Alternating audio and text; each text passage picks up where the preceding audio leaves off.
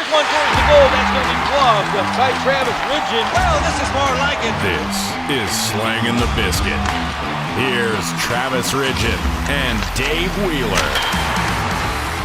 Ladies and gentlemen, this is Slangin The Bizkit. This is probably going to be episode 20. It is not a prerequisite in pro hockey Once we to count. stopped doing the whole jersey thing, I lost count and I stopped counting and I don't care anymore. It's another episode. Shout out to the one guy in the comment section. Every week he does a new episode with the jersey number, with the old episode number, with the new episode combined. I love it. He does that I can't remember his name, but shout out to you, buddy. You're awesome. I love that.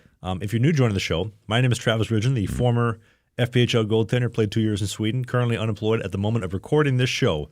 Across from me is the greatest looking man in the city of Winnipeg. He has the hottest girl in town, Dave Wheeler, and the best morning show as well in the city. Yeah. Things are coming up, Wheeler.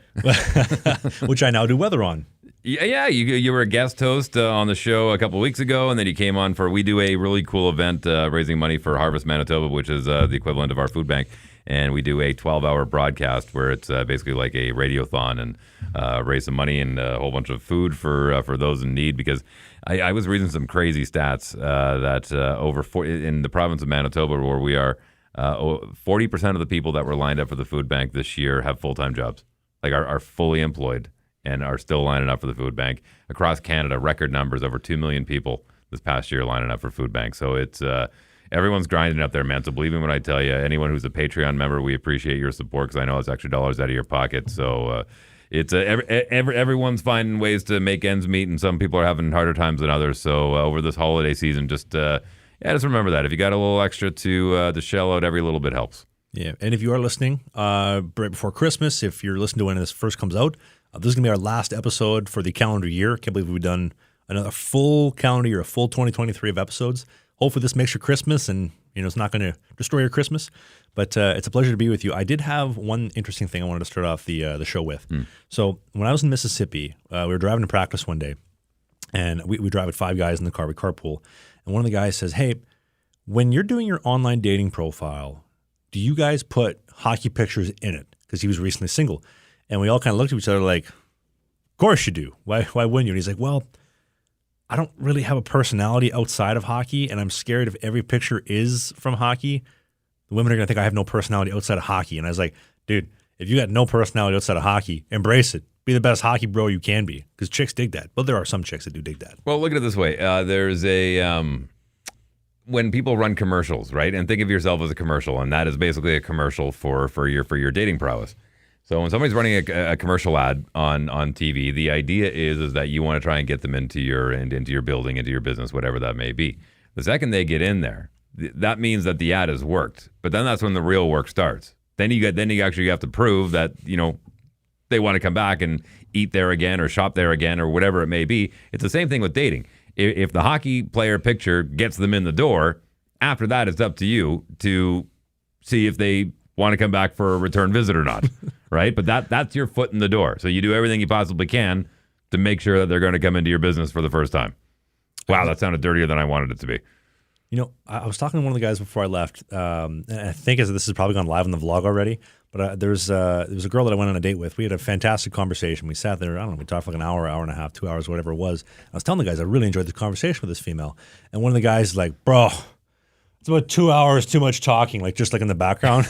And we all just look at him like, of course, this is the guy that's saying it. It's like, 50 minutes in, my coffee's cold. It's just a mess. Let's just go back to my place and shack up. I was like, what is going on here? This is mid-practice. Different priorities. I tell some select people this. If there's one thing I've learned in my entire time playing hockey, it's that 90% of the guys that I played with, I would not allow within a 10-kilometer radius of my sister. Fair. There's 5% that I would allow within the 10, and there's 5% that I'd be like, okay, you could date my sister. And for those doing numbers at home, there's 20 guys on the team, so 5% is one. There's one player per team. And that's you, I guess. That would be you hang out with your sister. Well, we are from Manitoba, but no, not quite like that. Anytime I've seen somebody in Vancouver or out and about in the online world, whatever it is, and they're from Manitoba or Regina, it's like, hey, you're from a dump. I'm from a dump. Did we just become best friends? Yeah. Well, you want to do karate in the garage? It's amazing how it comes down to your geography. I mean, let's just say there was a conflict that happened, and it was between Manitoba and Saskatchewan. If Winnipeg had a rivalry with an area town called Transcona, all of a sudden Transcona and Winnipeg would be on the same team. Then enemy of my enemy is my friend kind of thing, right? So it comes down to that common denominator. Like, for instance, down in Mexico, like if I saw a guy with a Rider jersey on in Manitoba, I'd be like, wow, screw that guy. But if I see him down in Mexico, I'd be like, hey, he's obviously from Canada. Hey, what's going on, man? You know what I mean? It's that connection that you get. Hey, we're a 14-hour train ride away. Yeah, exactly. Yeah. Or a 2-hour drive away. Yeah, that always blows me away. Never made sense to me. We can get to that a different time. But you and your trains. So, God, I love the train. I haven't been in a while. It's been a hot minute since I've actually done a good train trip. Another reason why I'm kind of hoping that, well, I shouldn't say hoping. I'm just hoping you find a gig. But if you do end up back overseas, the train system over there, as you and I both know, is just incredible, like in comparison to North America. So, I was talking with my agent the other day, and we talked about this last episode, but being in Vancouver is going to be great because I'll be in Vancouver by the time this goes up. Obviously, we're not right now, but being in Vancouver is great because it's an international terminal to go to Germany, to Amsterdam, all this type of stuff. And me being me, I have ADHD. I think you can tell if you listen to the show. Squirrel.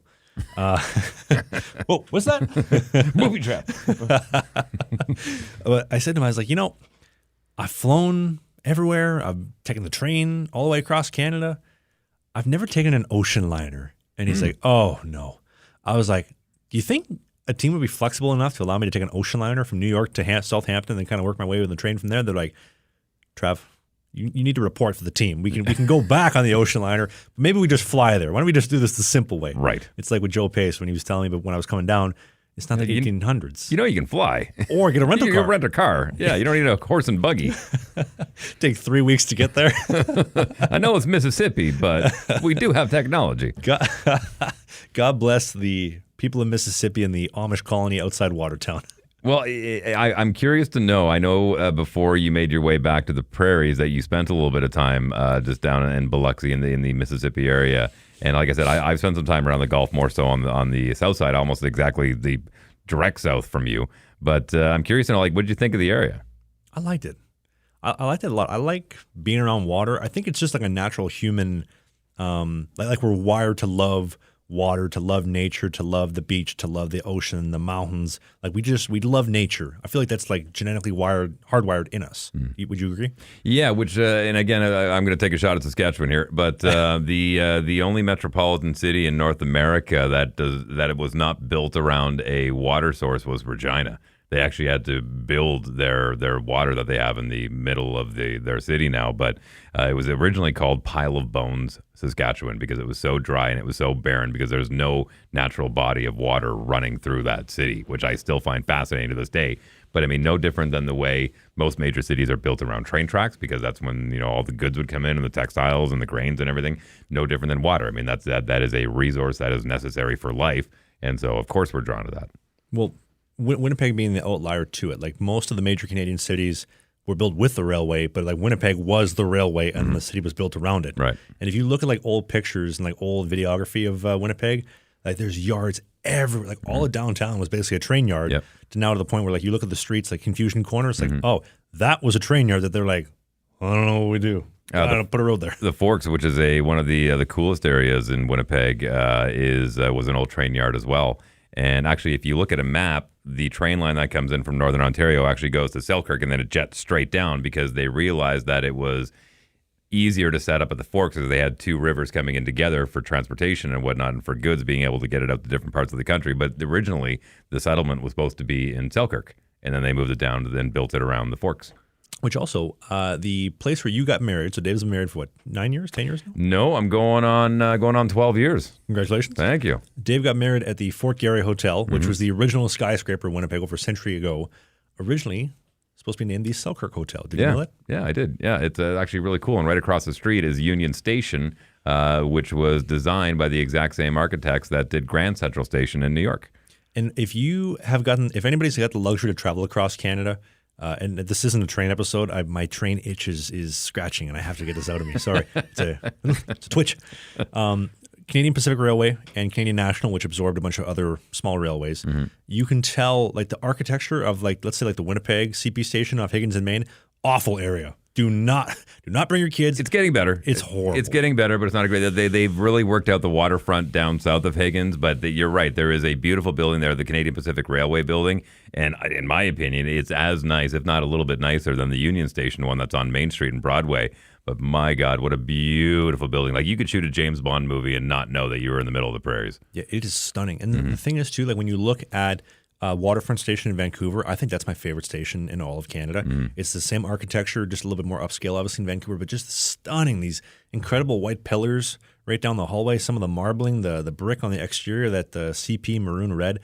Obviously, it matched the trains before CP kind of got rid of all the passenger service. And then on the CN side, Winnipeg Union Station has that same look that Vancouver's Pacific Central had, because it was a Union Station, the union of all the different railways coming into the one, whether they were going to the States or going west or whatnot. But the point being that I was going to make was Winnipeg was the gateway to the west because everything was built around the trains. And a century ago, this was the third biggest city in all of North America. And then obviously things started declining, and they're like, well, we have to build a city. It wasn't that it declined. What happened was that before the Panama Canal was built, the only way you could get from east to west was through Winnipeg. Especially for transporting goods back and forth, because we had the water system and we had the railway and we had all the things that we needed. And then when the Panama Canal finished, it was a lot easier for these big giant container ships to go down through the Panama Canal. And that happened in 1912. But if you watch the population of Winnipeg, it was climbing rather quickly from the late 1800s up until 1912. And then it just stagnated at 750. And then we've been doing a slow climb since then because of immigration and childbearing and whatnot. But yeah, Winnipeg was, I'm going to get the number wrong, but I think there was close to 70,000 people an hour getting off the train at Union Station back in the early 1900s. And what a shame to today, where it's just 3 arrivals on the long distance passenger from Vancouver and Toronto a week. And then they have the Churchill one that goes 3 days a week too. But just I love train travel personally, because it's just a time machine. Like everything about it makes me feel like I'm in the 50s or the 60s or the 70s. Obviously, there's been some updates to having showers in the cars and whatnot, and different classes and perks and benefits, but just what an incredible way to travel. I'm due for a train trip sometime soon, so maybe I might have to take you with me. Well, I please, because I, outside of the C train in Calgary, the subway system in Montreal, the subway system in Toronto, the subway system in New York, and some other major centers that I've been to, I've never actually been on a long distance passenger train. I also love the idea of like I'm by far the youngest person usually in the train, because you have 2 worlds. You have the economy and the sleeper class. Economy is the hooligans and degenerates, which I fit into quite nicely, as a matter of fact. But in the sleeper class, it's a different world within the train. You have all these like old people. Like actually, 4 people this year died in the train because these people are so old. It's insane. Not from the hooligans. We'd like to point that out. No, the hooligans did not kill the old people. The old people just died because they're old. But like getting dressed up for dinner. Like you go out for breakfast, lunch, or the fine dining at dinner is incredible. The prime rib, I love the prime rib they do on the night when the train goes into Edmonton from Saskatoon. Fantastic. You get to dress up, put on maybe like a nice little sweater and a watch like I got on right now. You're ready to roll for dinner. It is a timeless experience that I recommend to everybody. But on that topic, though, there was one thing that I didn't want to transition off of. This wasn't supposed to be a Winnipeg talk, but Winnipeg is my home. I'm born and raised. I want to get that neck tattoo still of Winnipeg. I know. Stop. I think it's a fantastic. I think it's a fantastic idea, because all the women I talk to say that would look great. I think the tattoo is a good idea. I think the Winnipeg is a good idea. I'm not a big fan of the location. I think you should start in a more private area and work your way up to a neck tattoo. Well, I haven't gotten it yet. But I'm not going to tell you how to enjoy things. I haven't gotten it yet, so we're good. I'm still tattoo free. But Winnipeg is my home. Obviously, I'm born and raised here. But I would compare Winnipeg to an ex-girlfriend. Not one in particular, but just that ex-girlfriend that you sit, like let's say like I'm in Vancouver, I'm thinking, Winnipeg. I remember the Fort Garry Hotel and the waterfront and the incredible food scene, the raw almond, the pop-up restaurant on the river, the Forks, the Jets, Dave Wheeler. I remember our first date when we said we love each other for the first time, and that trip we did and all this other kind of stuff. Like, man, those were some good times. And then you're like, what if we could relive that? And then you go back to Winnipeg. You call her up, hey baby, why don't we go for drinks sometime? Yeah, let's go for a coffee. Let's go for coffee. Let's go for dinner. And you're like, I remember why this didn't work out. That's Winnipeg. That's my relationship with the city of Winnipeg.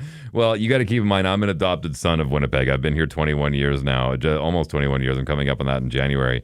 And to me, after growing up in Fort McMurray, spending some time in Edmonton and Calgary, this is my home. And I know it's got its rough patches. It was said very well by a friend of mine, Jordan Wellwood, who's a stand-up comic. He goes, you say most cities are like, hey, it's a really good city, but it's got some bad areas. Like every city's got that. Winnipeg's like a bad city with some really good areas in it.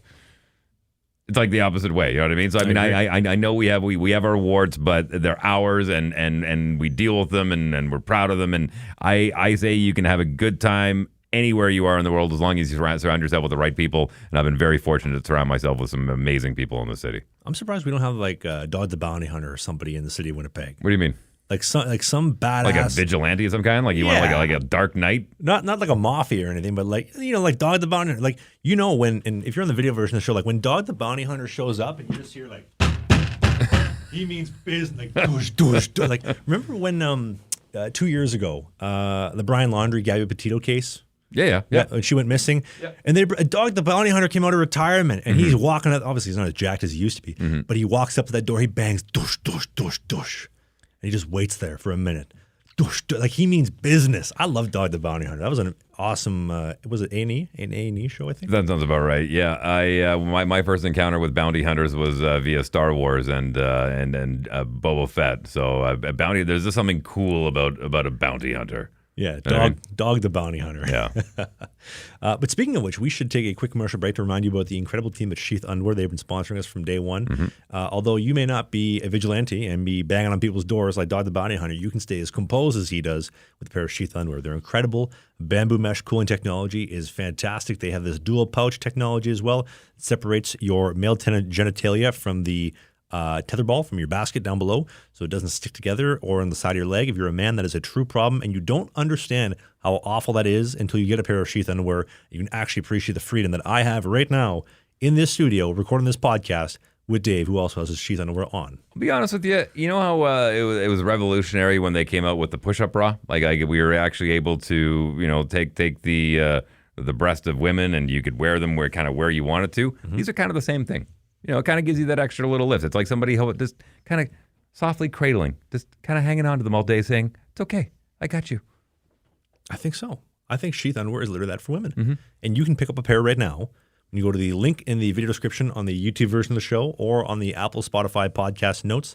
The code BIZKIT69, BIZKIT, will get you 20% off the greatest pair of underwear money can buy, only from the team at Sheath. Very, very good. All right, so any update on what's going on? I know a lot of teams are in Christmas break and whatnot, but last week on the show, we were talking about possibly January. Has there been any movement on that since? No movement on that front. I think things are still to plan. It's going to be a January and within the new year type of deal. Everybody's everybody's literally on Christmas break right now as we're recording this episode, so I don't expect anybody to be calling me in the next day or two or week. So be patient, everybody. That'd be a nice Christmas gift, though, wouldn't it? Oh, wouldn't that be awesome? Hey, you're hopping on a jet. You're going over to Sweden. Are you getting antsy now? I feel like you're getting antsy. It's like, okay, I've sat, I've done my thing. I know what this feels like. I'm ready to get back at it. Are you feeling that? I have to be careful how I answer this because someone is going to take this out of context. With the work that we've talked about that I've been doing between the ears the past couple months, I am so happy right now. And I know people are going to take that out of context, be like, what? He's happy? He likes being unemployed. Leave him unemployed. Nobody ever give him a team ever again. I'm taking the hand that I've been dealt. I was released from my team. I'm back home spending some time with my mom and my family. I'm doing the podcast, catching up on some work with you. I get to go to Vancouver. I get to get some awesome weather, the mountains, the ocean, all that stuff we've always talked about. I'm embracing the hand that I've been dealt. I'm at full control and full cause of my life, and I'm not going to allow, maybe I don't have a team for the time being. I'm not going to allow that to affect me. So I get to catch up on some work. I get to enjoy life, and I get to recuperate my body, mentally refresh myself from a lot of trials and tribulations over the past 2 months in Watertown in Mississippi, and even some of the stuff from Motor City last year. So I'm very happy right now. I'm mentally doing very well with these circumstances. And Christmas is coming up too, so I get to spend some family time. It's always a happy time of year. I did want to say though, so obviously, as I mentioned before, when the show goes up, I will be in Vancouver, but as of right now recording, because we record obviously not on Saturday night or Sunday morning, I'm still here in Winnipeg. So I booked my flight to Vancouver, and I realized that a year ago from today, uploading the show or recording the show, I flew from Detroit back to Winnipeg from Motor City. And by coincidence, I booked the flight from here to Vancouver on the exact same day that I flew there last year. Interesting. Something about that date. You're like Marty McFly. I don't know. It's just weird. It feels I don't want to put my tinfoil hat on, but it's just interesting how that works and how destiny manifests. But what I did think about was I was going back looking at some old footage from my time in Motor City. I thought maybe doing a little bit of reflecting on those moments and my time in the Fed in general would be good for this episode. How bad was my mullet? What are you talking about? I look at the footage now versus the do that I have now. Like, that mullet, I was awful. It needed to go a long time ago. Here's the thing about the mullet. When they're in style, they look great, and when they're not, you always regret it. But you know what? Much like the game in Withville, much like the mullet, you got to put it behind you. She's doing that into a T-shirt too? Yeah, sure. Why not? Party in the front, or business in the front, party in the back. Trav cut the mullet. That was very common in the comment section until I did cut my hair. But you like the flow coming out of the back of the lid. I did. I thought it looked good, but as we talked about, I was doing that to please somebody else. And now that I don't have to worry about that, I like this haircut better. I'm at a point now where I've got the long locks going right now, and I've said this before, but I'm pretty sure my wife is slowly trying to turn me into making me look as close to Keanu Reeves as humanly possible. I see it. Yeah, like even when we're in the vehicle and she's driving, she'll like randomly tap the brakes, so I go, whoa. But no, listen, man, when it comes to hair, that's what I love about hair. It's however you're feeling that day. Some days you like to do it up, some days you don't. I just get a nice beard taper, a nice skin fade, call it a day. Way easier than the mullet, because the mullet was pretty ratty, I thought. But anyway, I digress. Let us know in the comment section. The mullet is gone. I know there's somebody listening to the show. You'll grow it back one day. You will. You'll have another mullet one day. I feel like it was acceptable because I was 23 through 26. No, 23 through 27. But now, the next time when I do it, I'll be 30. It looked good on a hockey card. How about that? It did. It looked fantastic. Yeah. Thank God I haven't done one of those mustaches that all the hockey guys are doing nowadays. It's back. I'm telling you, man. The mustache is back. The old Magnum PI, the Burt Reynolds, however you want. The My Name is Earl. Yeah. I'm liking the old cookie duster. It looks good. Like there are so many guys, whether it's a handlebars, like a couple guys doing the French tip, or just like the regular stash. Like even Travis Kelce, he had a mustache. I know he's going back to the beard now. He landed T-Swizzle. So how bad can it be? Hey, I may not play in the NFL, but my name is Travis. Yeah. Here I am. What was the line from Super Troopers? Who wants a mustache ride? I do. No, wasn't that Kurt Cobain from Montage of Heck? Mustache rides. Who wants a mustache ride? I do. Well, I'm not doing the mustache anytime soon. I'm sure I have video that I can find. I can put on the video version of the show with me with the handlebars. It's bad. I mean, also the mullet I had was like down to here, but it was really, really, really bad. Listen, I find something, and maybe it's just my age, but you can really kind of tell, and there's people on YouTube that have done, styles of, the 60s, the 70s, the 80s, and done a timeline. I kind of feel like in the 20s right now, everyone's just kind of got their own style. There is no set box that you got to fit into to be in like a style for the 2020s. We're just kind of in the do your own thing kind of timeline, I guess. I think people are experimenting. I think the mustache is definitely an Austin Matthews experiment where guys are like, well, I like Austin Matthews, so I'll do that too. But like I think it looks so bad on him. I think that mustache looks awful on Austin Matthews. Listen, if it's going to keep him putting the puck in the net, keep the mustache. You know who I will say, personally, like people that I've seen with mustaches that I do think it looks good on, is Matt Murray. I think the mustache very much suits him. At least last time I saw him back. Because he wears a helmet. Well, no, like when we were golfing together, he had the mustache, and I was like, I feel like this suits him. Like I wanted to hate it, but he's also one of my boys, so I would consider the mustache to be fitting Muzz quite nicely. I remember back when the Canucks made a run in the playoffs. I can't remember what year it was. Maybe 94, 93? 94. But instead of growing the full beard, everyone was doing the goatees, the full goatees, like the handlebars and everything. I didn't mind that. That was all right. I wouldn't mind seeing that make a comeback. Your boy Chad Kruger had that for a long time. Yeah, I love Chad Kruger. Do you think I could do a goatee? Absolutely, you could do a goatee. Yeah. Let us know in the comments. 100 Patreon members. This is how bored he is. 100. This is how bored Travis is. I'm so unemployed. I'm beyond. I'm employed. I am so beyond unemployed.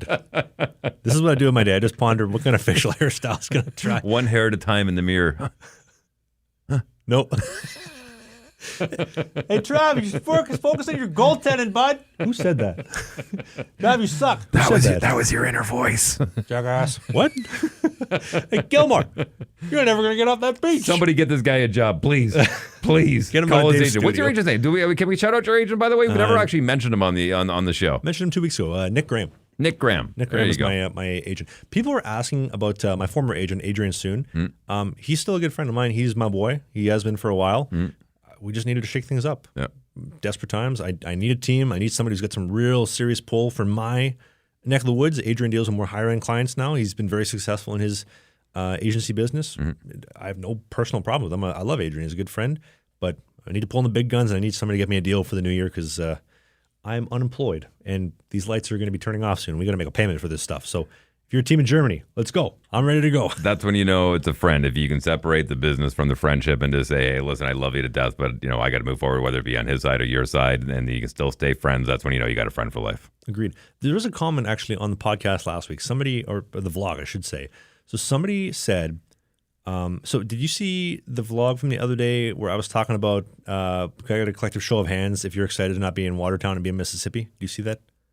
Or no? Yes. Okay. With the alligator? Yes. Okay. When I saw that alligator with his hand up holding the Bud Heavy, I was like, I have to use that. It's hilarious.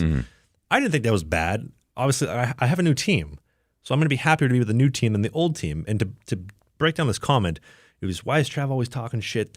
Why does he always take shots at his old employers? Nobody wants to hire him because of this. First off, I don't see a problem with the comment. I didn't go burying, my owner, my GM players, telling, dropping all this shade. I just said, I'm happy to be with my new team, and I'm happy to be away from my old team. I think anybody with a brain would feel that exact same way. Yeah, because, listen, if you're going with the attitude into the new team going, I really miss my old team, you're not bringing in a good attitude into that locker room, you know what I mean? Agreed. And also, we talked about this in the show, if my team trades me, they don't want me. And if you don't want me, I don't want to play for you. I don't want to be here. I don't want nothing to do with you. The team that traded for me wanted me. Therefore, I want to play for you. I want to be there. So I feel like that's a pretty common sense thing. People have asked about why, the details behind it. Well, obviously, I don't have anything bad to say about the Mississippi Seawolves outside of they released me. So I have nothing but positive things to say. I had a good experience. I enjoyed the team. I enjoyed everything about it. I've had other experiences in the Fed that, and because we talk about this, off the show, they were less than good.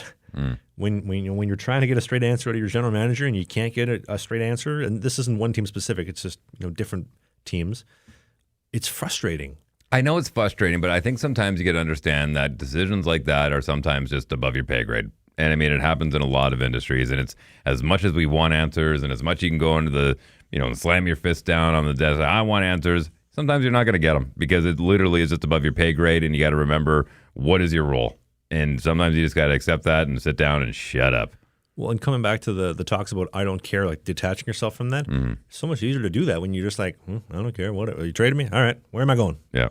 What? Okay, I leave it to you. All right, great. Bye. Thanks. Yeah, it's like being on the roller coaster when they throw you for a loop-de-loop. Go, no. Stop the loop-de-loop. I want to take the left turn instead. No, you're on the roller coaster. It's on the rails. You're going where it says it's going to go. And that's the mentality you have to have in minor pro hockey because it is a roller coaster, literally. It's a fantastic analogy, which I did almost drive by Six Flags on the way home. Oh, yeah? I was a province.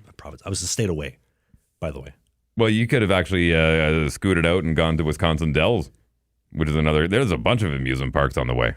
I could have had I could have slept there. I could have saved money from the rental car. There you go. I could have slept in the roller coaster park. Just camped out one of the bathrooms. It's so nice. There's a vent here. What was the place that you swung by again? The Uranus. Uranus, Missouri. The fudge factory. The fudge packers. Wow. The best fudge is packed in Uranus. What an amazing marketing opportunity. And they absolutely hit it out of the park on that one. Funny stuff. I need to give a shout out to the gold judge in Watertown. I can't remember his name, but he was the one who showed me Uranus, Missouri. And so then when I saw the sign for Uranus on the drive home, I was like, got to talk about this in the show. Right. The fudge packers of Uranus. Dumping loads in Uranus since 2015. Uranus Construction and Contracting. Unbelievable. But I did also want to say, too, we talked about this the other week, but I wanted to say this again just so I can make an Instagram and a TikTok clip for this. Anybody out there that has my Motor City Rockers, Watertown Wolves, or Mississippi Seawolves jersey, I would like to buy it from you. So if you have it, please send me a message. I will pay shipping. I will pay for it. I'd like to add it to my jersey collection because one day I want to hang these all up. So if you have it, please send me a message. And I know somebody has them. Why don't you just order one of the jerseys off the website and get it lettered here? Because I'm afraid they're going to take my money and not send me a jersey. I'll order it for you then. It's true. We could do it under a burner. Yeah, get your mom just to order it on her account or something. Have it sent to you, shipped to your address. I did think about that when Motor City was auctioning off the jerseys. I was like, I'm genuinely afraid they're going to take the money and not send me a jersey. So maybe I'll get the person I was seeing at the time or get my mom to put in an order. And I was like, if it's shipped to Winnipeg, they're going to probably not ship it either. No, we'll look at it this way. I mean, there's a lot of listeners on this podcast that live in Winnipeg. And honestly, I think you're overthinking it. I think you should just order the jersey. This is probably falling into the same category as the draining the bank account comments. And the thing is, like, just order a blank jersey. Just order a blank jersey, and like I said, get it lettered yourself. It would save money too. Yeah, especially buying it from somebody who paid $500 or $700 for my jersey. Mm-hmm. And the other thing too is, I mean, keep in mind if you just want the back of it for a frame down in your pool room that you're going to have one day, then all you need is the back of it.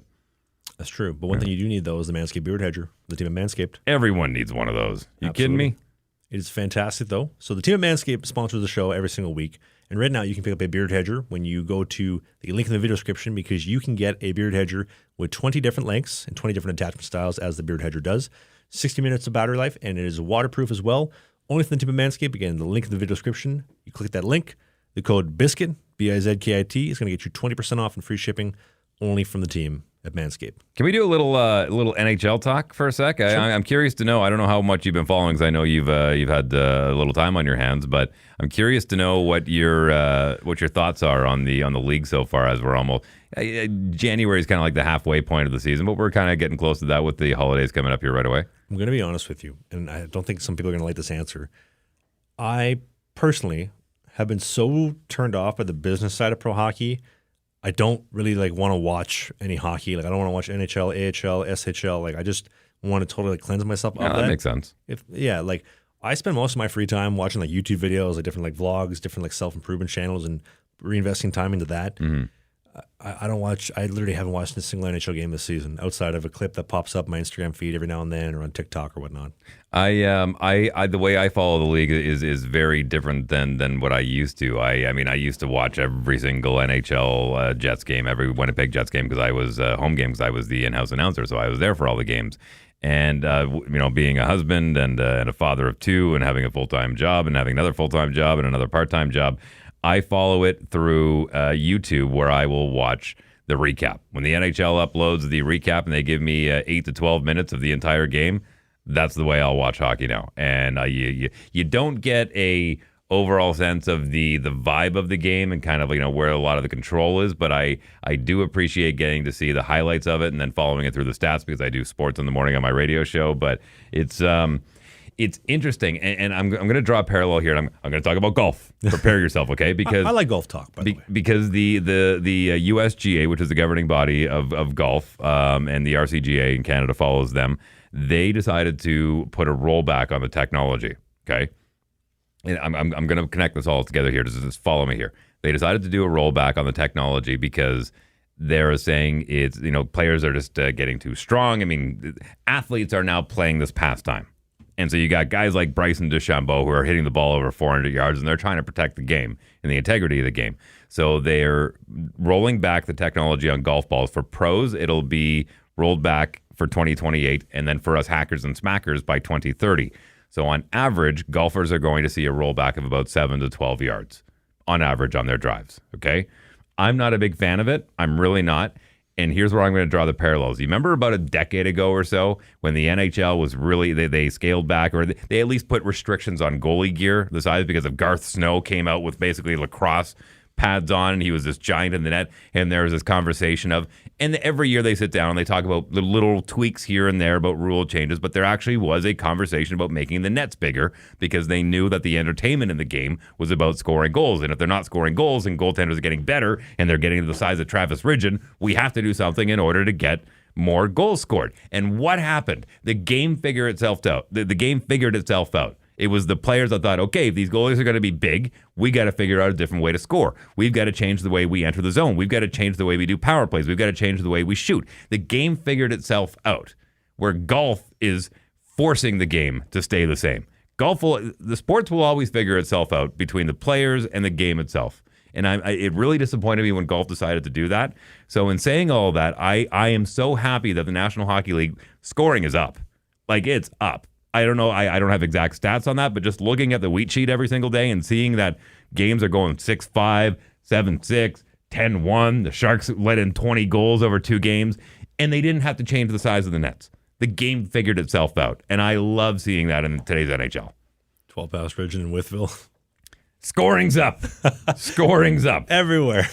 So for me, I'm enjoying. I'm not watching the league the way I used to, but I am enjoying it the way I'm doing it now, and especially Connor Bedard has been a breath of fresh air. The Oilers finally seem to have things figured out, and they're on a surge again. So yeah, I'm excited. The Winnipeg Jets are actually a contender coming up to halfway through the season. Obviously, I'm going to be a hometown booster on that one, but it's a bummer seeing San Jose struggle the way they do. Like they could be potentially the worst team of all time, and I just feel terrible for them. I bet you the guys are having a good time though. I bet you the guys on that team are just living it up, loving life. I guarantee it. That's probably a fun locker room to be a part of. Well, and we've talked about this before, but I find it fascinating that you look at a league like the NBA where the stars want to go to the big markets, like they want to go to LA, they want to go to New York. Where I find a lot of hockey players, if they had their choice of playing in a Toronto or Edmonton or going down and playing in a Phoenix or a San Jose, more often than not, they're going to pick the Phoenix and San Jose because they can go to the beach in their shorts or show up to the practice in shorts. It's certainly a different lifestyle.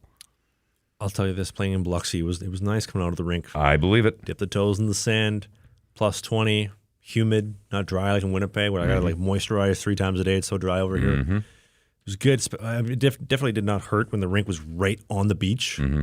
But Phoenix or a San Jose those would be good places to play. Was it? I know the weather in Sweden was good. It's like Vancouver. Right. But at this point, you would go play in the Arctic if they asked you to, I'm assuming. I don't care. First team. Yeah. If you're in Norway, if you're in Germany, if you're in the Netherlands, Sweden, Finland, Kazakhstan, Russia, possibly, Lithuania, Latvia, Slovenia, Slovakia, Czechia, Bulgaria, any of the Superligas, Turkey, Istanbul, I'll go play. I would love, man, Istanbul is on my bucket list. What if there's a Dubai league? Go play in Dubai? Funny you say that. I had a young girl on our show no more than 4 months ago where she had enough lineage in her because we have a very large Filipino population here in Winnipeg that she was able to go and play in the Division III World Cup for Team Philippines, and that tournament was in Dubai. And? I don't know how they did, but just the fact that the World Cup was being held there. Dubai had a team. China had a team. I think they're actually higher ranked, but Kuwait had a team. Iran had a team. I don't want to go to China. I will not go and play in China. Why not? I'm scared. Of what? What they might do to me. What do you mean? To me, personally. How so? I'm an outspoken, blue-collar, conservative, white male coming from the West. I'd be concerned. You got to keep in mind, when you're going to places like that, you are going there to do a job, which is play hockey and entertain people. You're not going over there to change their lifestyle. So you go and you bow and you say "shashay," which is thank you in Mandarin, and you eat your noodles and you eat your rice and you go to the rink and play. And other than that, most of them, the only thing that they would be excited about is a 6'5" white person there, and they would probably stop to take pictures of you, not because you're a hockey player, but because you're a giant white human being. They'd probably be like, oh. When my wife was living in Malaysia, keep in mind she is she's a ginger, and when she was living in Malaysia, people would stop to take pictures with her because they wanted to touch her hair. Like they literally like, oh, is it, like they couldn't believe that was her actual real hair color. It was like seeing a unicorn in the wild. You have a beautiful wife too, by the way. I do. She is a lovely woman, and once she sobers up and gets glasses, I am in big trouble. But until then, Got to milk it for all it's worth, baby. I was going to say, we're going to enjoy life to its fullest. Absolutely. Shout out to your two boys, too. Your two boys have been waiting for us for a bit to record this episode, too. So we should. Very patient boys. I'm very lucky. I've got two great kids. And I want to wish you and your family a very Merry Christmas, man, because I know we're taking the next couple of weeks off, so we'll be back in early January. But I hope by that time we have some great news and you have found yourself a new team, and hopefully you're on an airplane. I hope so, too. I hope we don't have to do any more episodes in person. I hope we can do them remotely from a different country. And to the listeners of the show, thank you for an incredible 2023. We have done, I don't even know how many listens. I know we've done probably close to 60,000, maybe a little over 50,000 listens the past month. So thank you to you, to Dave. Thank you for sticking by me for probably close to 100 episodes by now. I love this, man. This is great. This is my favorite part of the week. I love doing the podcast with you every single week. But we do new episodes every single Sunday at 11 a.m. Eastern. That's 10 in Winnipeg, right here in the heart of the prairies, 9 in Calgary, 8 on the West Coast in Vancouver, different time zones across over there in Europe. If you're in the YouTube video version, hit subscribe. If you are on the Apple Spotify version, leave a review. and we will see you in 2024. Because a reminder, no episode next week. 2024. We'll see you in 2024. What did I say? 25. Oh, sorry. Jeez. We will not see you December 24th because we're not doing an episode for Christmas Eve. That's right. We are not doing an episode on New Year's Eve. Spend some time with your family. Dave and I will see you back on January 6th for the next episode of the show. We'll see you then.